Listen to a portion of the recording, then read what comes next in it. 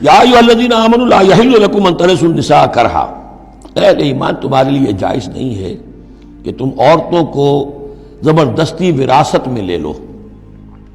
یہ بھی اس عورتوں کے طبقے پر جو شدید ظلم ہوتا تھا، کیونکہ پالیگیمی عام تھی، ایک شخص ہے فوت ہوا ہے، 4 ہے 5 بیویاں ہیں، اب فرض کیجئے کہ جو بیٹا ہے بڑا جو وارث بن گیا ہے،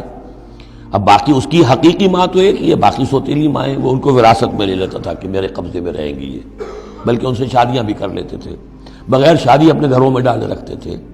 یا پھر یہ کہ اختیار اپنے ہاتھ میں رکھ کر ان کی شادی کہیں کرتے تھے تو خود مہر لیتے تھے، اس طرح کے معاملات کرتے تھے، عورتوں کے ساتھ یہ ظلم ہوتے تھے۔ اہل ایمان تمہارے لیے جائز نہیں ہے کہ تم عورتوں کے وارث بن بیٹھو زبردستی، اور نہ تمہارے لیے یہ جائز ہے کہ تم ان کا راستہ روک کے رکھو انہیں، تاکہ تم واپس لے لو ان سے جو کچھ کہ تم نے انہیں دیا ہے۔ اب نکاح کیا تھا اس وقت تو بڑے چاؤ تھے اور لاڈ تھے اور کیا کیا دے دیا تھا، اور اب جو ہے اس سے وہ واپس ہتھیانے کے لیے طرح طرح کے ہتھ کنڈے استعمال ہو رہے ہیں،